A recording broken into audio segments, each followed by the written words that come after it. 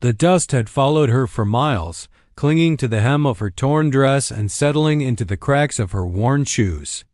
By the time she reached the iron gate of the Blackwood Ranch, the sun was sinking low, staining the sky with streaks of amber and blood-red colors that matched the ache in her feet and the hunger gnawing at her stomach.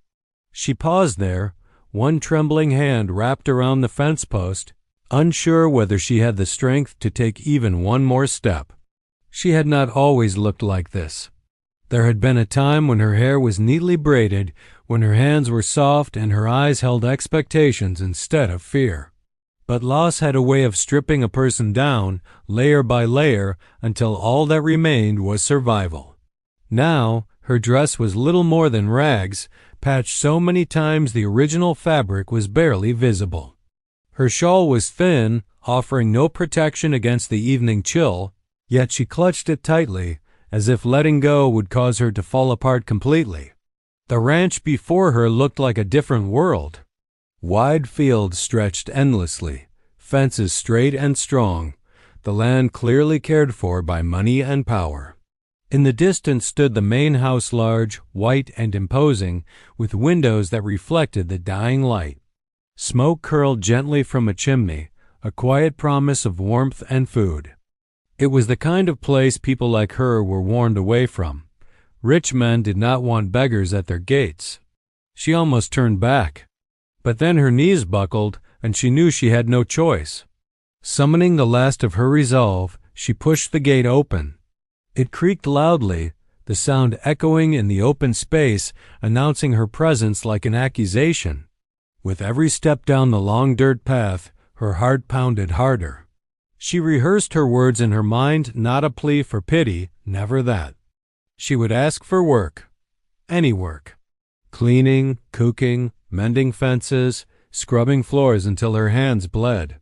She could not bear another door slammed in her face, another look of disgust. By the time she reached the front of the house, her vision blurred with exhaustion. She knocked once, then again, softer the second time, afraid she might be heard as an annoyance rather than a human being. When the door finally opened, she lowered her eyes instinctively. Before her stood a man unlike any she had imagined. Tall and broad-shouldered, dressed plainly but expensively, he carried himself with the quiet authority of someone accustomed to being obeyed. His face was stern, weathered by sun and responsibility, yet his eyes held a weariness she recognized immediately. This was not a cruel man, but neither was he one easily moved by stories of hardship. "Yes?" he asked, his voice calm but guarded. Her throat tightened. For a moment, no words came. Pride battled desperation, and desperation won. She swallowed hard and lifted her gaze just enough to meet his chest, not his eyes. "Sir," she said softly, "I'm not asking for charity. I can work. I'll do anything you need. I just need a chance." Silence stretched between them. She felt suddenly exposed, painfully aware of her appearance, the dirt on her skin, the way her hands shook. She expected dismissal, a curt refusal. Perhaps a coin tossed her way and an order to leave. Instead, the man studied her, really studied her. Not just her rags, but the determination beneath them. The way she stood upright despite her exhaustion. The quiet dignity in her voice. And in that moment, though neither of them knew it yet, everything was about to change. The man did not answer her right away. He stood in the doorway, one hand resting against the wooden frame, his eyes fixed on her with a careful, measuring calm. He had turned away dozens of people over the years, men looking for easy wages, women seeking handouts, drifters with hollow promises. Experience had taught him that desperation often wore many disguises. Yet something about this woman did not fit the pattern. He noticed the details others might overlook. The way she kept her shoulders straight despite exhaustion, as if refusing to bow to humiliation. The way her eyes, though shadowed by hunger and fear, held a steady resolve. These were not the eyes of someone looking to be saved. They were the eyes of someone asking to be allowed to earn her place. "Work," he repeated slowly, as if tasting the word. What kind of work do you think you can do?"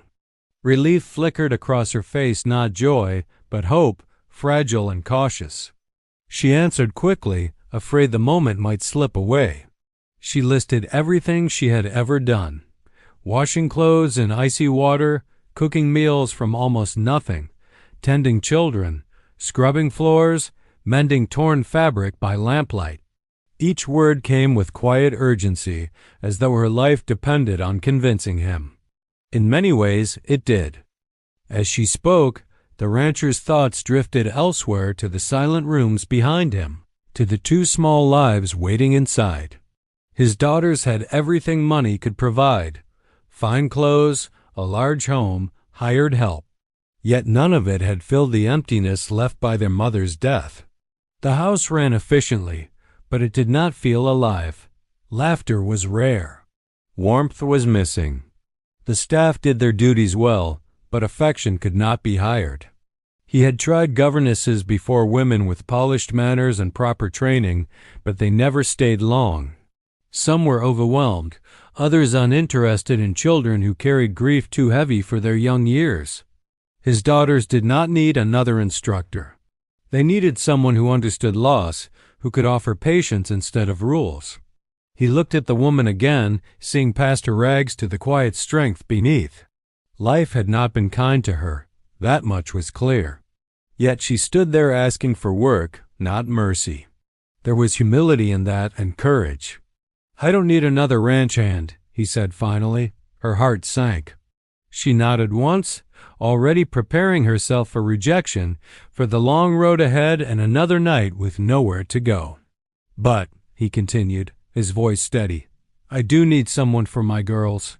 She looked up then, startled, finally meeting his eyes. Confusion crossed her face. "Your girls, sir?" "My daughters," he clarified.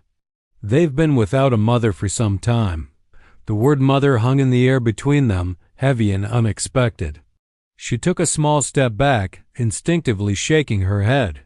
"I'm not educated," she said quickly. "I don't have fine manners or—" "I'm not asking for a governess," he interrupted gently. "I'm asking if you can care for them. Feed them. Listen to them. Be patient with them." Her hands clenched at her sides. The offer felt too big, too important for someone like her. She had come seeking survival, not responsibility. Children were fragile things, easily hurt, and she knew all too well what it meant to lose someone you loved. "I don't want someone who looks perfect," the rancher continued. "I want someone who understands hardship. Someone who won't walk away when things get difficult." Silence settled again, but this time it was different, full of possibility instead of fear. She thought of the road she had walked alone, of the nights she had prayed simply to endure. She thought of the strength it had taken to keep going. "I can try," she said at last, her voice barely above a whisper. "I promise I'll try." The rancher nodded slowly. In that moment, a decision was made, one that would alter all their lives. What neither of them fully understood yet was that this was not merely an offer of work, but the beginning of a family neither had known they were still hoping for. She stepped inside the ranch house with careful hesitation, as though afraid one wrong move might shatter something fragile. The door closed behind her with a soft but final sound, sealing her off from the road and the life she had known only hours before. Warmth surrounded her instantly, the kind that came from thick walls, polished wood, and a steady fire burning somewhere deep within the house. It felt almost unreal after so many cold nights spent exposed to the open sky. The interior was grand, yet strangely hollow. High ceilings arched above her, and wide hallways stretched in both directions, lined with framed paintings and heavy curtains. Everything spoke of wealth and order: spotless floors, carefully arranged furniture, and not a single object out of place. And yet, the silence pressed in on her ears, heavier than any noise. It was not peaceful silence, it was the kind born of absence. "This way," the rancher said, gesturing for her to follow. Her footsteps echoed as she walked behind him, suddenly very aware of how small and out of place she felt. She clasped her hands together to hide their trembling. This was no simple job scrubbing floors. Whatever awaited her here mattered deeply, and the weight of that responsibility settled on her shoulders. They stopped outside a closed door at the end of the hall. The rancher hesitated, his hand resting on the knob for a moment longer than necessary. When he finally opened it, the sound of quiet breathing drifted out. Inside, two young girls sat near the window, knees drawn close to their chests. One was older, perhaps 8 or 9, with dark hair pulled into a tight braid and eyes too serious for her age. The younger one, no more than 5, clutched a faded cloth doll, its seams worn thin from years of being held too tightly. Neither of them smiled.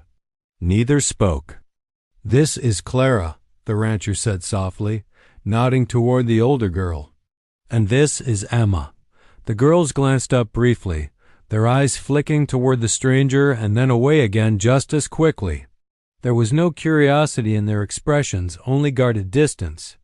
They had learned far too young that people came and went. Her chest tightened at the sight of them. She recognized that look. It was the look of children who had learned not to hope too much. "I'll leave you with them for a while," the rancher said. "No expectations, just be with them." When he left, the silence returned, thicker than before. She remained standing at the doorway, unsure whether to move closer or give them space. Every instinct told her not to rush this moment. Trust, she knew, was not something you demanded, it was something you earned. Slowly, she crossed the room and knelt near the fireplace, keeping a respectful distance. She didn't speak right away. Instead, she reached out and warmed her hands by the fire, pretending not to notice them watching her from the corner of their eyes. The quiet stretched on, but she did not try to fill it. Finally, she spoke not to them, but almost to herself. "It's warm in here," she said gently. "Warmer than most places I've been." The younger girl's fingers tightened around her doll. She glanced toward the window. "I used to like sitting by the window too," she added. "It makes the world feel closer." The older girl frowned slightly, curiosity battling caution. Minutes passed, then more. She told no grand stories, asked no probing questions. She simply stayed present, patient, unthreatening. For the first time in a long while, the room felt less empty. When the rancher returned later, he paused at the doorway, unnoticed. He saw his daughter sitting closer than before, the younger one now on the floor near the fire, the older one listening quietly. And at the center of that fragile circle was the woman in rags, silent proof that even the emptiest house could begin to feel like a home again. Morning came early on the ranch, announced by the lowing of cattle and the pale light spilling through tall windows. She rose before anyone else, unsure of the rules but determined not to be a burden. The borrowed dress she'd been given hung loosely on her thin frame, but it was clean, and for now, that was enough. She smoothed the fabric with nervous hands and stepped quietly into the hallway, listening to the house breathe. She began where instinct guided her. The kitchen was spotless already, yet she found small things to do, setting out bread, warming milk, wiping surfaces that were already clean. It wasn't the work itself that mattered to her, but the message. She was willing, present, and grateful.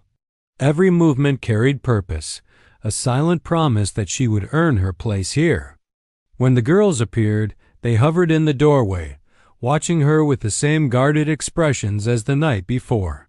She greeted them with a soft smile, not forcing conversation. "Good morning," she said simply. "I hope you slept well." The older one nodded once. The younger hid behind her sister's arm. She served breakfast without fuss, placing the plates down gently, as if afraid loud sounds might frighten them away. There were no commands, no sharp expectations. When Emma spilled her milk, she froze, eyes wide, waiting for scolding. Instead, the woman knelt, wiped the mess with her own sleeve, and whispered, "It's all right. It happens." That small moment changed something. Throughout the day, she followed the girls' rhythm rather than imposing her own. When they wandered outside, she stayed close without hovering. When Clara sat alone with a book, she respected the silence, only asking once if she might listen while Clara read. When Emma grew restless, she showed her how to braid a scrap of string into patterns, laughing quietly when it unraveled again. The staff watched from a distance, whispering among themselves. They had seen women come and go, each convinced she knew what was best for the children. This one was different. She did not announce herself or demand authority. She earned it slowly through consistency and care. By afternoon, exhaustion tugged at her body, but she did not slow. She helped in the laundry, her hands red from soap and water. She mended a tear in Clara's dress so carefully the stitch was nearly invisible. Every task, no matter how small, was done as though it mattered deeply because to her it did. The rancher observed quietly. He noticed how his daughters lingered near her, how the house sounded different, less empty, less sharp. When he passed through the sitting room, he heard something rare, laughter, soft and tentative, but real. That evening, a disagreement flared between the sisters over a broken toy. Voices rose, tears followed, and the room teetered on the edge of chaos. Instead of raising her voice, she sat between them on the floor, listening. She let each child speak, their words clumsy but honest. Then she fixed the toy with twine and patience, turning the conflict into a shared victory. When the girls finally went to bed, they did so without protest. Emma reached out and took her hand, just for a moment, before letting go. Later, the rancher found her in the kitchen, rubbing her sore wrists. "You didn't have to do all that," he said. She looked up, surprised. "I wanted to," she replied. "They deserve someone who stays." In that moment, he understood. She was not trying to impress him. She was proving herself to the children and to herself. And slowly, without grand gestures or demands, she was becoming exactly what they needed.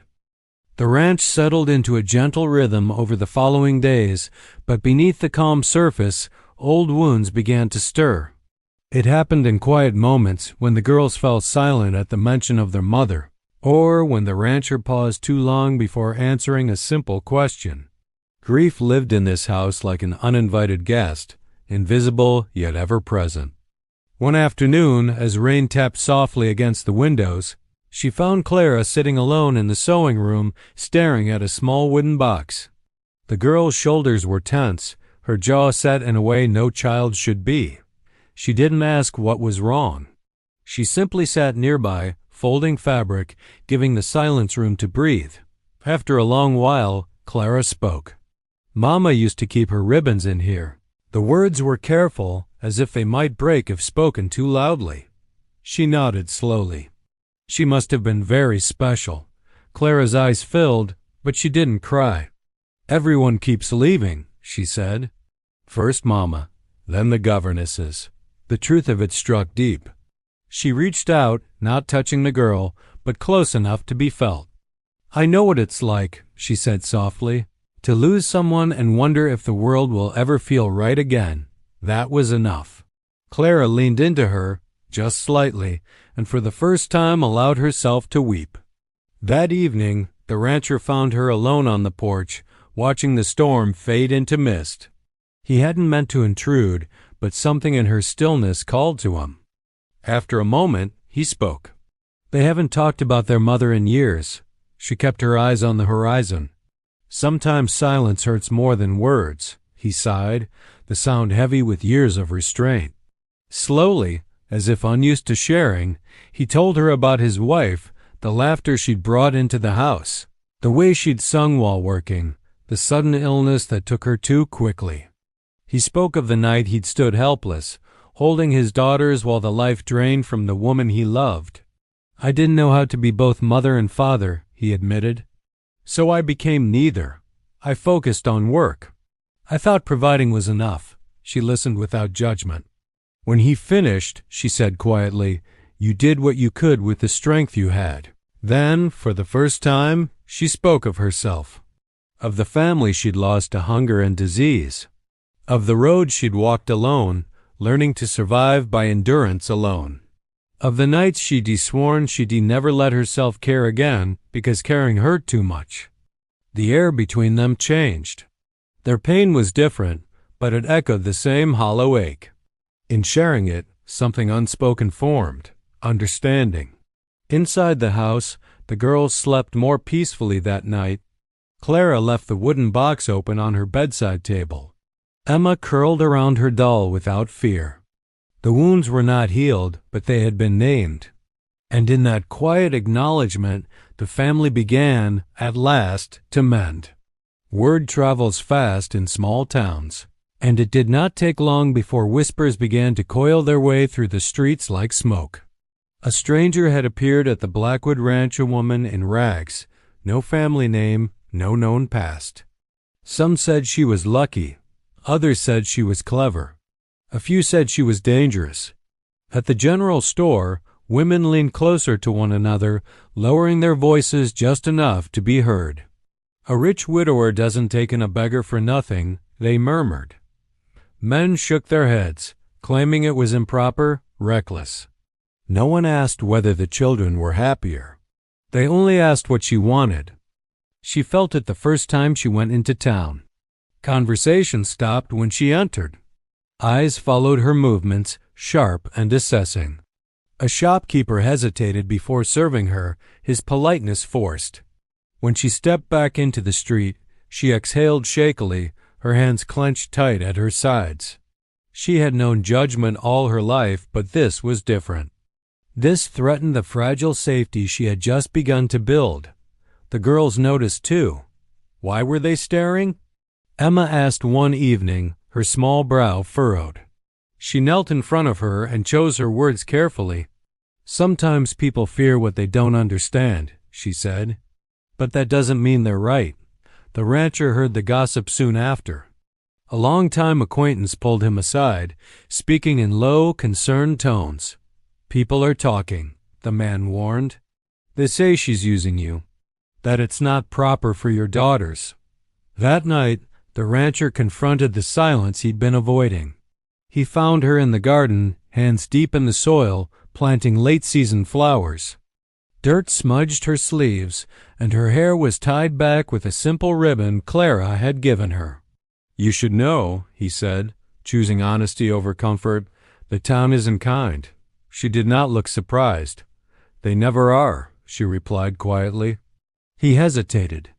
If this becomes too difficult, I could help you find work elsewhere. The words cut deeper than he intended. She straightened slowly, wiping her hands on her skirt. I won't bring trouble to your daughters, she said, her voice steady but wounded. If you ask me to go, I will. That was the moment he understood what was truly at stake. This was not about reputation. This was about his children, about the way they laughed again, the way they slept through the night, the way they reached for her without thinking. I didn't say I wanted you to leave, he said firmly. I'm asking whether you're willing to stay even when it's hard. She met his gaze, pain and resolve mingling in her eyes. I've survived worse than whispers, she said.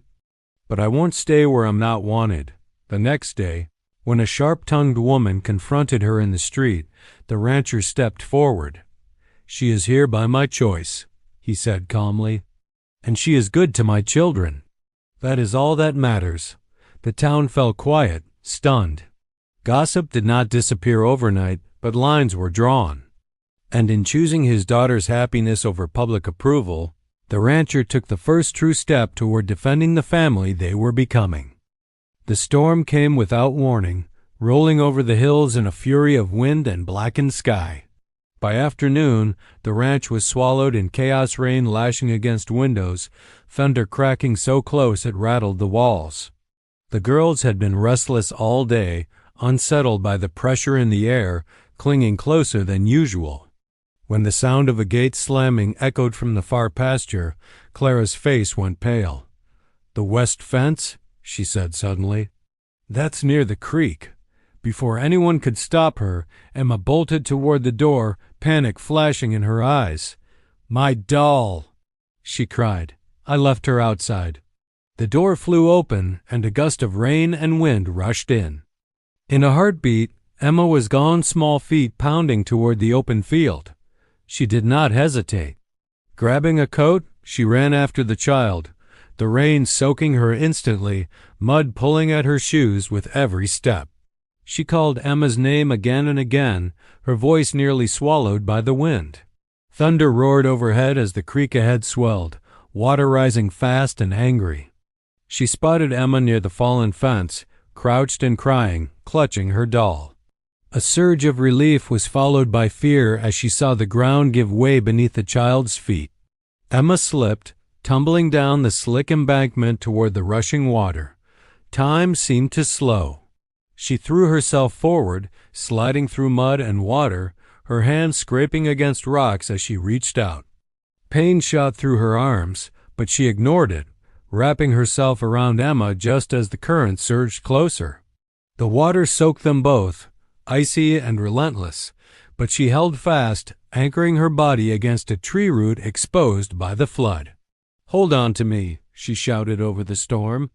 Emma sobbed, arms locked tight around her neck.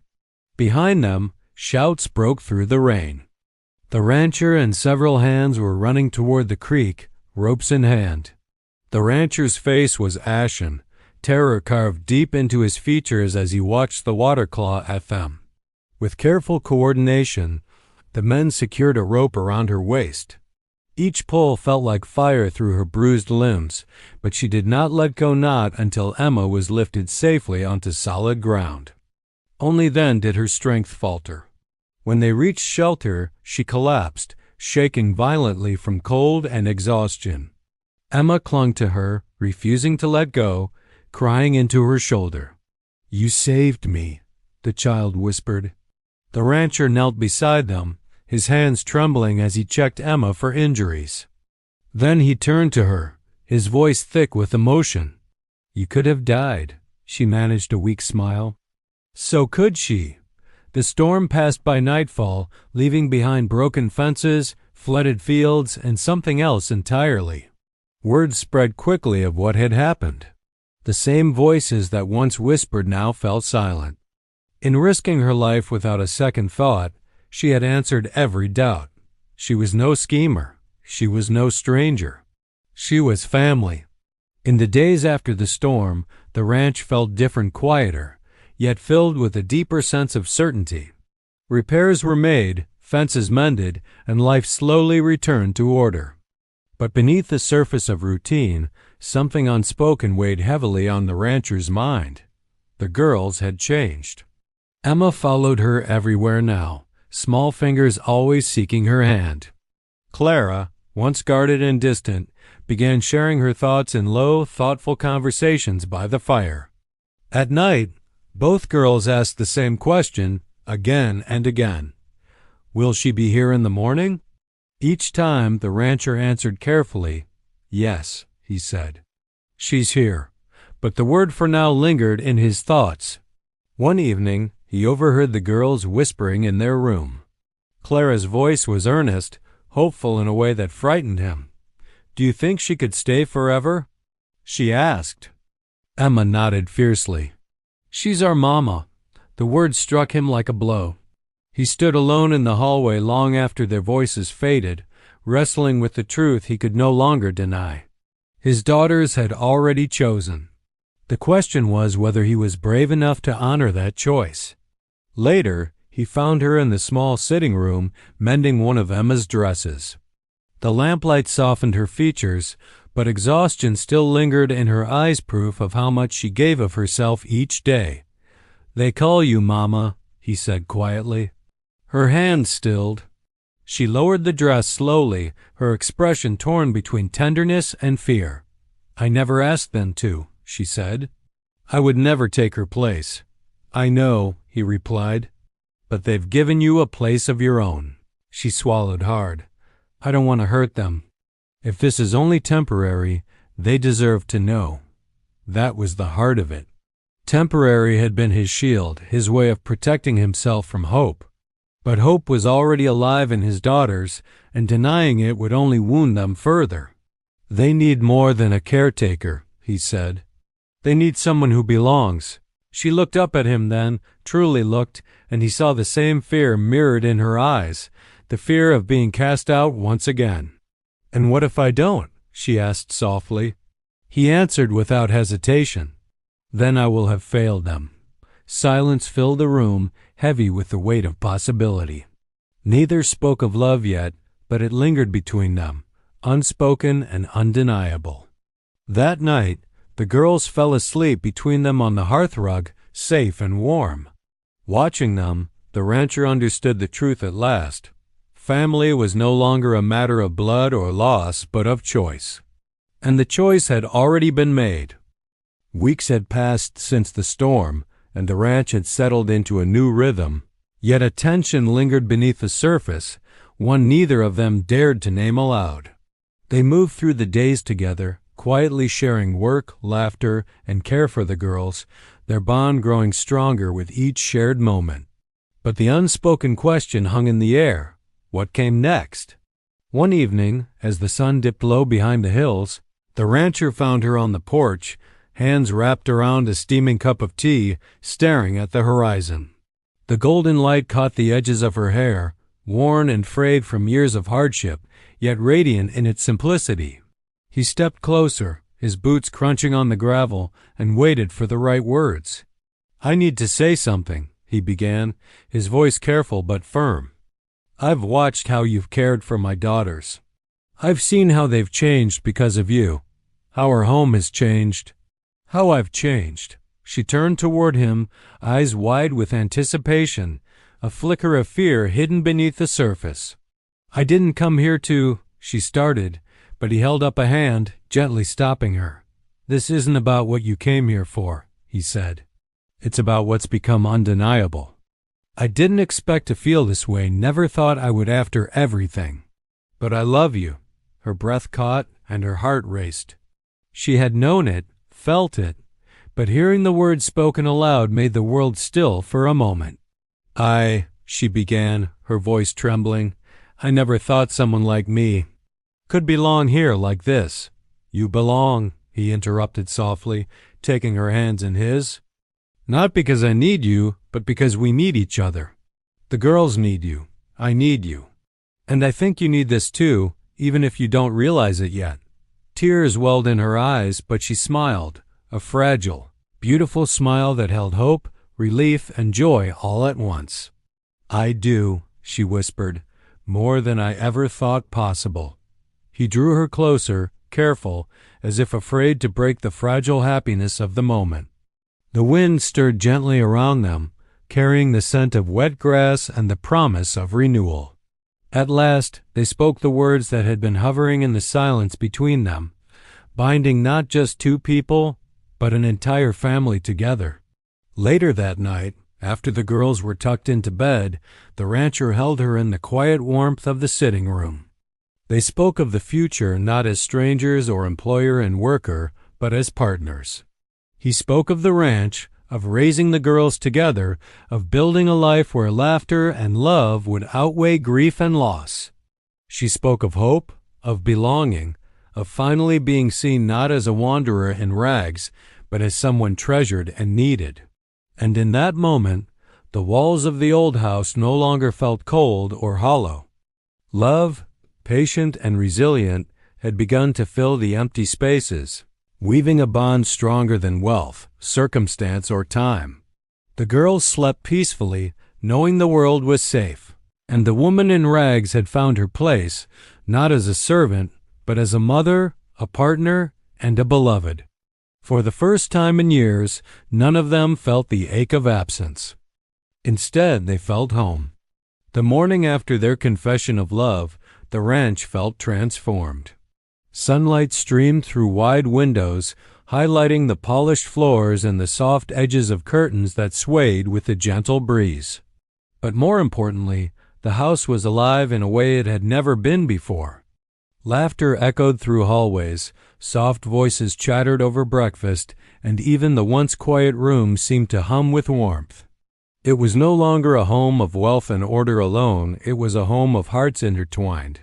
She moved through the house with ease now, no longer an intruder or a guest. Clara and Emma clung to her side as she prepared breakfast, chattering about their plans for the day.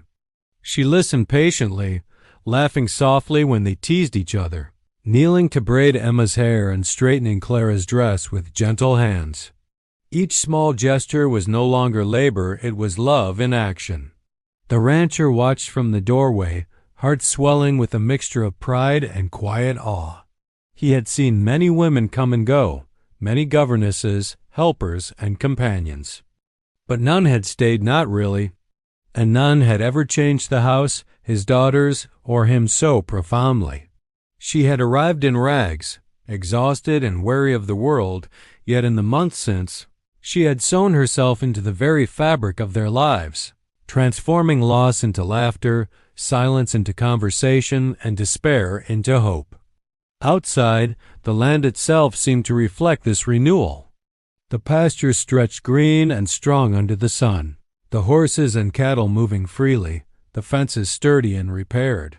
Everything had been nurtured back to life, not by wealth alone, but by the steady, unwavering care of a woman who had once been deemed too poor and too fragile to matter. Now she had become the backbone of the ranch's heart. That evening, after the girls were asleep, the three of them, husband, wife, and daughter, sat together in the quiet glow of the hearth. They shared stories, made plans, and dreamed aloud of the future. The rancher reached for her hand, squeezing it gently. "You've given us something no wealth could buy," he said. "You've given us home." She leaned against him, feeling a sense of belonging she had never known. For so long, the world had been unkind. She had wandered roads of uncertainty, worn rags, and carried burdens invisible to most. But now, she was not just surviving, she was thriving. Not just existing, she was loved. Not just a caretaker, she was a mother, a partner, and the heart of a family that needed her more than anyone could have imagined. The town that had whispered and judged began to fade from importance, insignificant compared to the life they had built together. They had found something that could not be shaken by rumor or fear, a family founded on trust, courage, and love. And so, the woman who had begged for work in rags found herself finally seen, valued, and cherished. She had arrived as a stranger seeking survival, but she stayed as the mother her daughters needed and the companion her husband had been quietly hoping for. From dust and desperation, she had built a life rich in warmth, laughter, and love, a life where the heart mattered more than wealth, and where home was finally, wholly, hers. The ranch was no longer just land. It was a sanctuary, a family, a testament to the power of kindness, courage, and the quiet strength of a woman who refused to give up on herself or on love.